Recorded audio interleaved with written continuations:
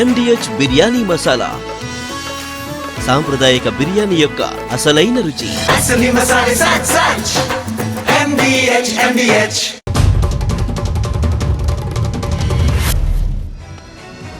Welcome to T20. AP CM Chandrababu ఇవాళ కర్నూలులో పర్యటించనున్నారు.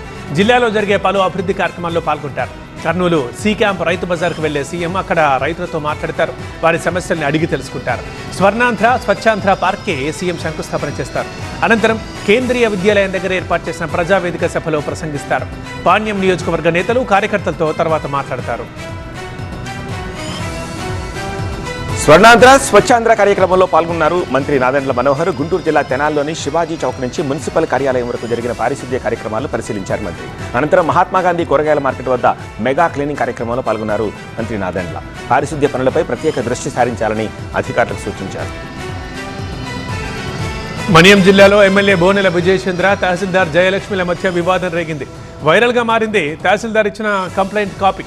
తనకు వాట్సాప్ కాల్ చేసి అసభ్యకరంగా దూషించారంటూ తహసీల్దార్ కంప్లైంట్ ఇచ్చారు. Welcome to Saptagiri NPS university. Admissions open for BE, BCA, MBA and MCA for the academic year 2025-26. Enroll now. ఈ ఫిర్యాదుపై స్పందించారు ఎమ్మెల్యే విజయచంద్ర. తాను కాల్ చేసిన మాట వాస్తవమేనని, తహసీల్దార్ని దూషించలేదని అన్నారు. జగిత్యాల కాంగ్రెస్ రాజకీయం రసవత్తరంగా మారింది. మంత్రి పొంగులేటి ముందే అసంతృప్తి జ్వాలలు రగులుతున్నాయి. మంత్రి పాల్గొన్న సమావేశానికి వెళ్లలేదు సీనియర్ నేత జీవన్ రెడ్డి. కలెక్టరేట్ బయటే వినతి పత్రం అందించెళ్లారు. మంత్రి పొంగులేటి చేసిన ఆలింగనాన్ని తిరస్కరించారు. రాజ్యం మీరే ఎలుకొండంటూ జీవన్ రెడ్డి కామెంట్ చేయడం హాట్ టాపిక్ గా మారింది. ఇవాళ హైదరాబాద్ ట్యాంక్ బండ్ పై తిరంగా ర్యాలీ జరగనుంది. Citizens for national security forum ఆధ్వర్యంలో ర్యాలీ చేస్తారు. కేంద్ర మంత్రి కిషన్ రెడ్డి, బీజేపీ ఎంపీలు, ఎమ్మెల్యేలు, రక్షణ శాఖ సలహాదారు సతీష్ రెడ్డి, రిటైర్డ్ ఆర్మీ అధికారులు పాల్గొంటారు. పార్టీలకు అతీతంగా ఈ ర్యాలీకి హాజరు కావాలని కిషన్ రెడ్డి పిలుపునిచ్చారు.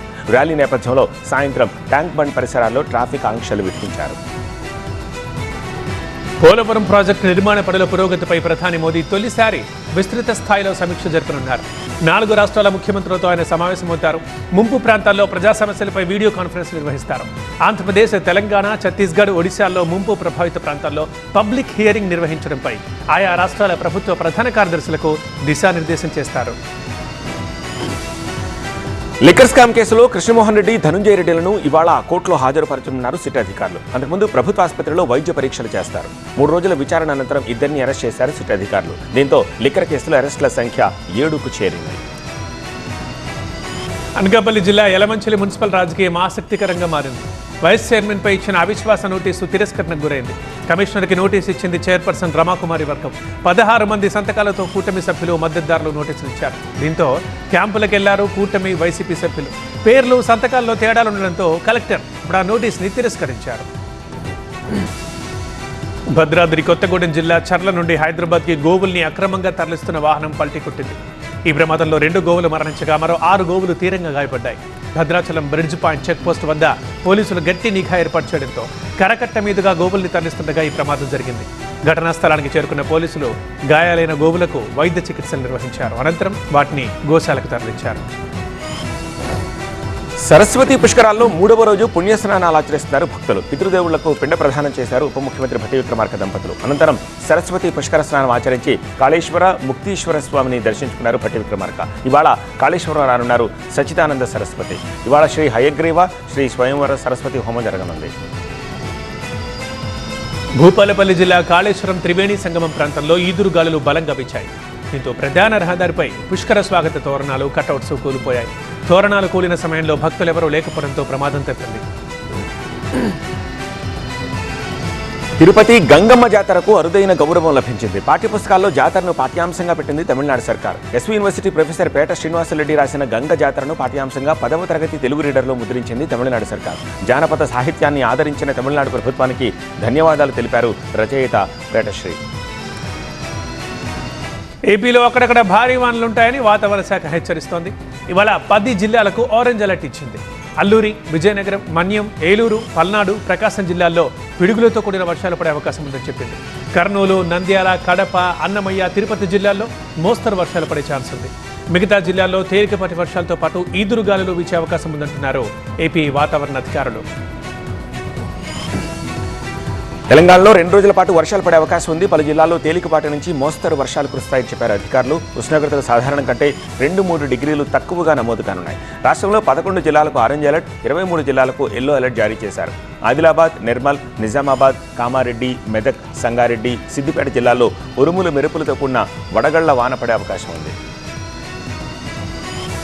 ముంబైలో భారీ వర్షం కురిసింది. పిడుగులతో కూడిన వర్షంతో రోడ్లన్నీ జలమయమయ్యాయి. వాహనదారులు తీవ్ర ఇబ్బందులు పడ్డారు. మరో 3-4 గంటల పాటు కూడా వర్షం పడే అవకాశం ఉందని వాతావరణ కేంద్రం అంటోంది. నిర్మల్ జిల్లా భైన్సా డివిజన్ వ్యాప్తంగా ధాన్యం కొనుగోలు కేంద్రాల్లో రైతులు ఆందోళన చేస్తున్నారు. ధాన్యం కొనుగోలు కేంద్రాల్లో రోజుల తరబడి నిరీక్షిస్తోన్న అధికారులు చర్యలు తీసుకోవట్లేదు. కొన్ని కేంద్రాల్లో కొనుగోలు జరుగుతూ ఉండగా మరికొన్ని చోట్ల అసలు ప్రారంభమే కాలేదు. ఎప్పుడు వర్షం వస్తుందో తెలియక రైతులు ఆందోళన చెందుతున్నారు. కొనుగోలు కేంద్రాల్లో ఉన్న పంటను కాపాడుకోవడానికి ఇబ్బంది పడుతున్నారు. కమిషన్ విచారణ తుది దశకు చేరుకుంది. తుది నివేదికను సిద్ధం చేస్తోంది కమిషన్. ఈ నెలాఖరున ప్రభుత్వానికి నివేదిక అందనందుతో ఉత్కంఠ కొనసాగుతోంది. Commission chief justice Pinaki Chandra Ghose దాదాపు 400 పేజీల రిపోర్ట్ను ఈ నెల 24న ఇస్తారు. బహిరంగ విచారణకు రాజకీయ నాయకులను పిలవద్దని కమిషన్ సూత్రప్రాయంగా నిర్ణయం తీసుకుంది. టీటీడీ లడ్డూ కల్తీ నెయ్యి కేసు దర్యాప్తులో భాగంగా ఇవాళ నుంచి టీటీడీ ఉద్యోగుల్ని విచారించనుంది సిట్. ఈ నెల 15 నాటికి దర్యాప్తు ముగించి ఛార్జ్షీట్ వేస్తుంది. ఇంకా దర్యాప్తు పూర్తి కాకపోవడంతో మరో 2 నెలలు దర్యాప్తు గడువు పొడిగించే అవకాశం ఉంది. టీటీడీకి కల్తీ నెయ్యి సరఫరాలో ఉత్తరాఖండ్ బోలేబాబా డైరీ జీఎం హరిమోహన్ రాణా కీలక పాత్ర పోషించినట్లు సిట్ గుర్తించింది. నెయ్యి సరఫరా చేసిన ఏఆర్ డైరీ లైసెన్స్ని రద్దు చేసింది ఆహార భద్రత నాణ్యతా సంస్థ. తమ ఆదేశాలని పాటించని బ్యాంకులపై ఆర్బీఐ మరోసారి కొరడా ఝళిపించింది. ఎస్ బ్యాంక్పై 29,60,000 రూపాయలు, జర్మనీకి చెందిన డాయిష్ బ్యాంక్పై 50 లక్షల రూపాయలు జరిమానా విధించింది. ఆర్టిఫిషియల్ ఇంటెలిజెన్స్ శక్తితో మల్టీ టాస్కింగ్ చేయగల రోబో డాగ్ని కోయంబత్తూరుకు చెందిన ఎలక్ట్రికల్ ఇంజనీర్లు రూపొందించారు. రెస్క్యూ ఆపరేషన్ల నుంచి పారిశ్రామిక తనిఖీల వరకు అన్ని పనుల్ని ఇది చేపట్టగలదు. గంటకు 20 కిలోమీటర్ల వేగంతో నడుస్తుంది ఈ రోబో డాగ్. యుద్ధ ఉద్రిక్తతల కారణంగా ఇన్నాళ్లు మూసేసిన రాజస్థాన్ జైసల్మేర్లోని తనోత్ మాతా ఆలయాన్ని భక్తుల కోసం తిరిగి తెరిచారు. సరిహద్దుల ఉద్రిక్తత కారణంగా గత కొన్ని రోజులుగా భక్తులను అనుమతించలేదు.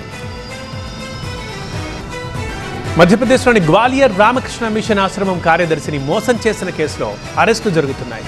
2.5 కోట్లకు పైగా మోసం చేసిన కేసులో 10 మంది నిందితుల్ని అదుపులోకి తీసుకున్నారు పోలీసులు.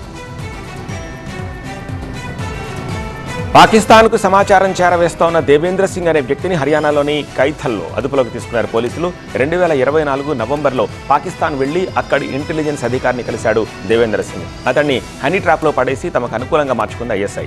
భారతీయుల